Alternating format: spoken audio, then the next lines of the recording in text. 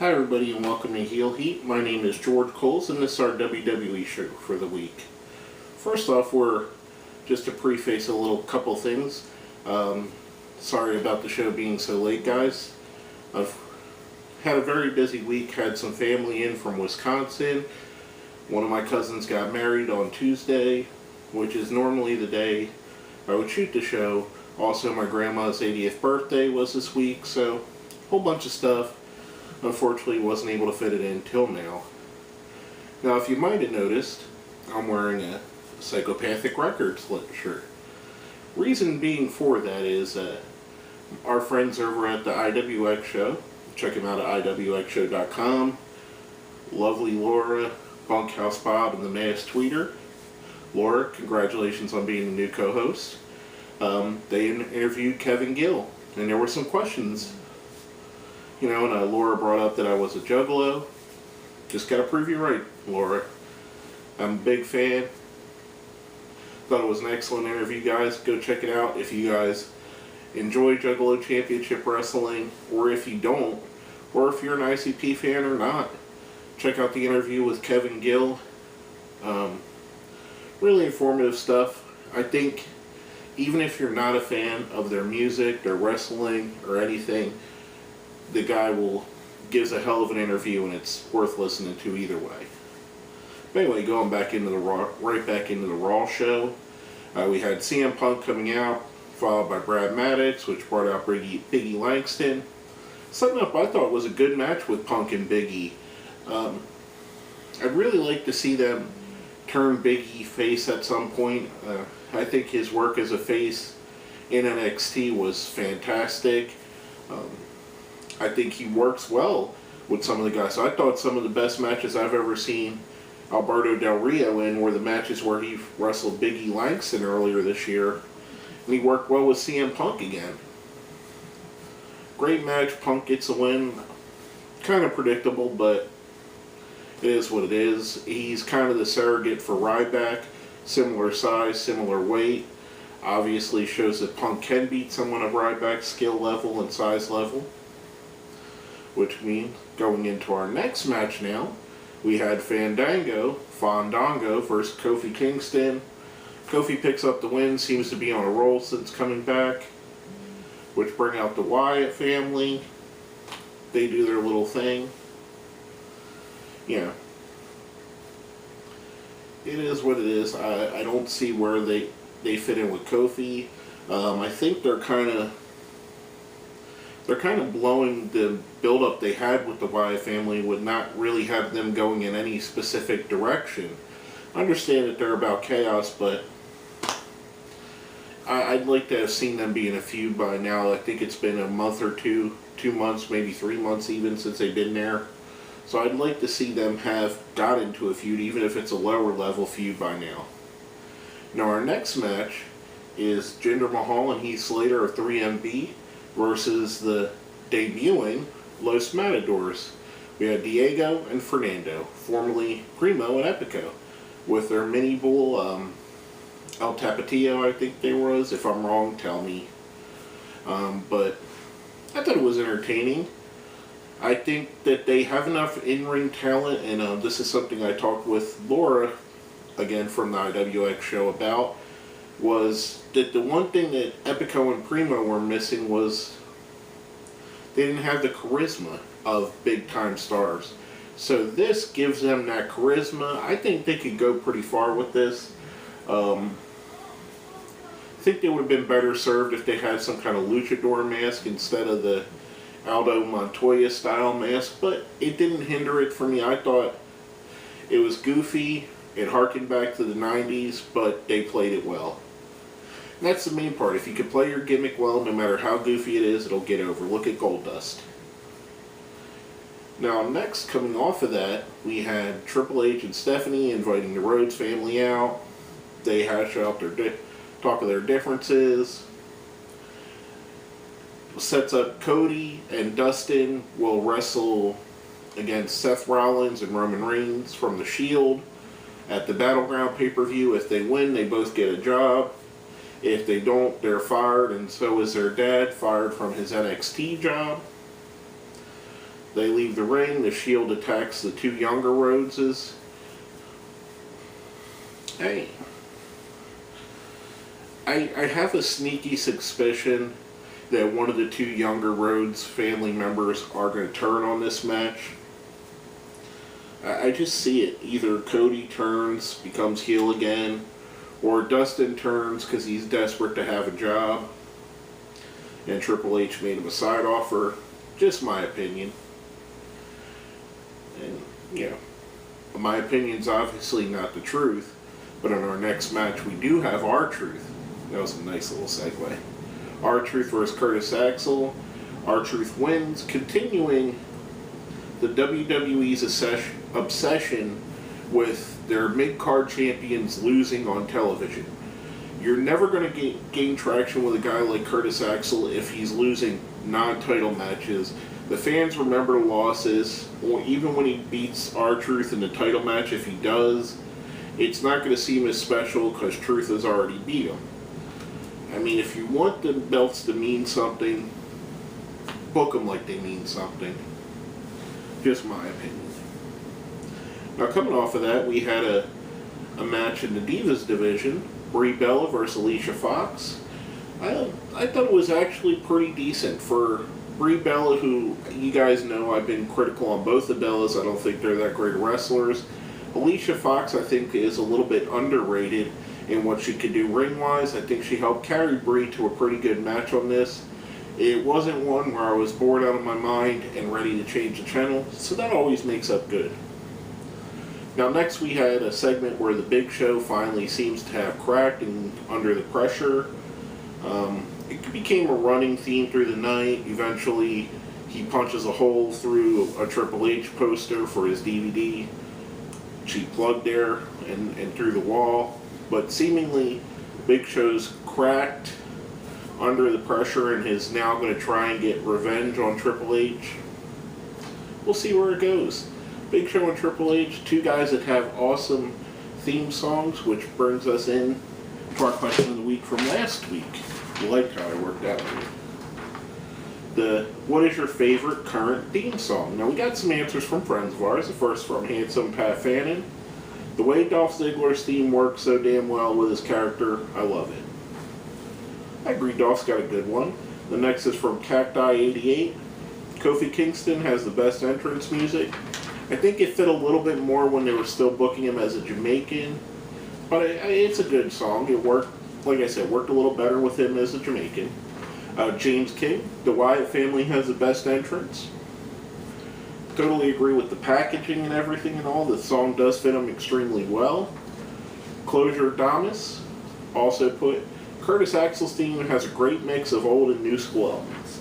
Very good point. I enjoy that as well. My personal favorite, it's kind of a cheat to go with someone like CM Punk, who has an established hot pop song, or Daniel Bryan, who has one of the classical music masterpieces as his song. So I'm going to go a little bit different route. I'm a huge fan of all the Triple H themes.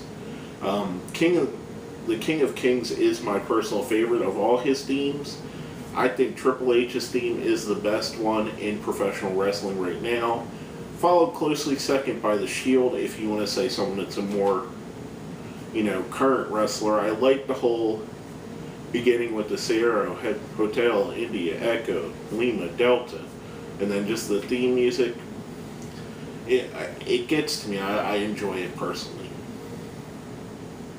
Some great answers there, and as always, great answers from our friends when we do our questions of the week.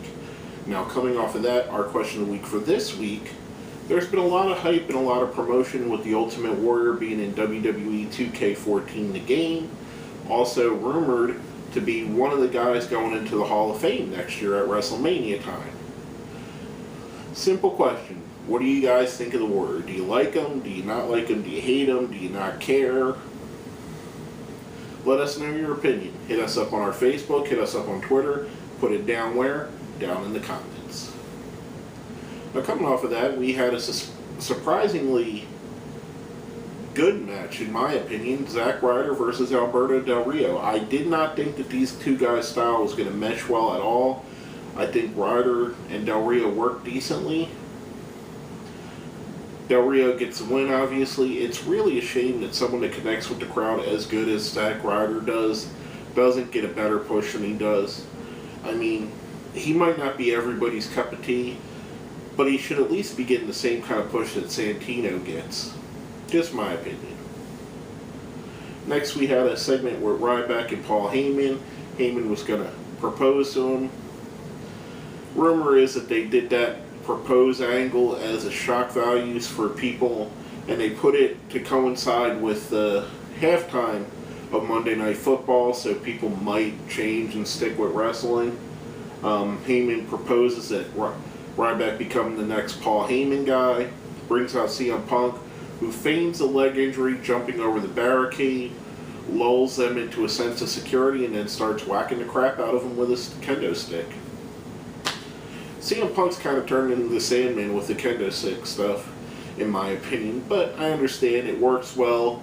It ties in the Paul Heyman ECW aspect, as well as the evening the odds by using a weapon to hoard off all three guys instead of just 1-on-3. Works for me. I think it's good. I think the Paul Heyman CM Punk angle is one of the best in wrestling right now going. And I'm actually looking forward to Punk versus Ryback at the pay-per-view. I enjoyed their matches they had last year when Punk was champion. I never thought Ryback would be the winner at that time, but I did enjoy what they did with each other, and I think they're going to do great again together.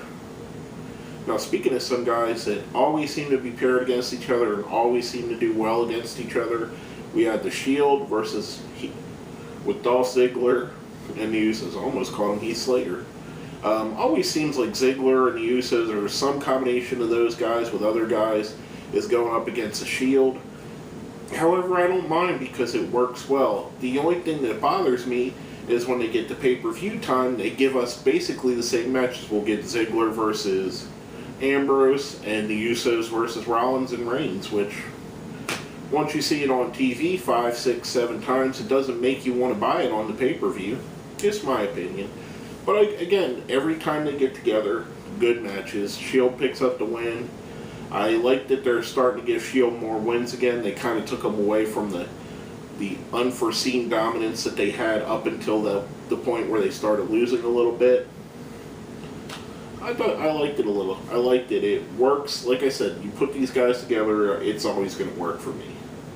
Two guys that have had a surprisingly good couple matches the past few weeks is Santino Marella and Antonio Cesaro. Not so much that either guy surprises me with their talent. It's the way that the fans are getting behind this, so much so that there's rumors that Vince McMahon was to turn Cesaro face because of the giant swing and how much of a face pop it's getting. I enjoy it. I think the giant swing that he does is amazing. I'd like to see him incorporate the UFO. I've mentioned it before on our show. If you guys have watched Ring of Honor when he was there, or some of the other indies he's worked for, the UFO is definitely one of the most impressive maneuvers that he has in his arsenal. I thoroughly enjoyed this match, and I enjoyed what they've been done with the past few times they've wrestled each other. This is Santino still has his comedy and his goofiness, but to me, he's showing a little bit more seriousness and showing the wrestler that he could be wrestling Antonio Cesaro. I thought it was good. Next up, we had Jerry Lawler, who was going to interview Daniel Bryan, Randy Orton. Randy Orton gets personal, brings up Brie Bella, which we've seen in the past few weeks. He's tried to talk to her and psych her out. Bryan gets aggravated, attacks him. Orton gets the upper hand, does his DDT to the outside, RKO's Bryan on the table. Brie Bella does her god-awful acting skills, the staying away while you attack my boyfriend stuff. You know, it is what it is. The Bellas are never going to be great actresses no matter how much they want to be. But I think adding the little personal effect with the tie-in with Total Divas, with enough people knowing, with all they put on WWE.com about Brie and Daniel Bryan getting married or getting engaged this week, Bring that personal aspect into this feud gives it a little bit more gusto, a little bit more reason to even buy the pay-per-view. Because at this point, the last two pay-per-views have had endings that ended up being screw jobs, basically. And people are leery to buy into this match for a third time, or a third pay-per-view, because they're afraid even if Daniel Bryan wins, he's going to get screwed either that night or the next night. But, that's how it seems to be going with it. I'd like to see the Daniel Bryan chase aspect go on a little longer. Maybe someone attacks during the match. Triple H makes it so he can't challenge for the title. Again, I've said this before, going all the way out to Royal Rumble, where he wins Royal Rumble, and then he has to get a challenge for the title. Maybe someone attacks Daniel Bryan, maybe Goldust from earlier. Again, I think one of the Rhodeses are going to turn. Goldust or Cody, even if they lose, possibly coming back out now to save their job. In my opinion, it would be a good jumping off point and a good way to add. I would go with Goldust because Cody seems to be connecting with the fans. Goldust can connect as a heel or a face. I think Cody is starting to get some of the best reactions he's had in a long time. But let's go right into our ratings for the week, guys. We have a scale of 1 to 5. If you've seen the show before, you know what it is. 1 is the worst, 5 is the best. They all go by wrestler names. 1's a Great Khali, 2's a Heath Slater, 3's a Randy Orton, 4's a CM Punk, 5's a Daniel Bryan. I'll give this a 3, a Randy Orton. Good show. I don't think it was that good for a go-home show to the pay-per-view. There were a few things. Daniel Bryan and CM Punk stood out during the night. Biggie Langston and his challenge to CM Punk I thought was impressive. I did enjoy the Los Matadors debut. A little bit gimmicky, but I'm okay with that like I said, if it's done right. Santino and Cesaro are great together as well. I just think that a go-home pay-per-view show you should leave that show wanting to buy the pay-per-view. And unfortunately, they didn't sell me with this show. Just my opinion. They could have done a better job, which was why I gave it a 3. But basically, that's all I have to say about that. My name is George Coles, and this has been another episode of Heel Heat.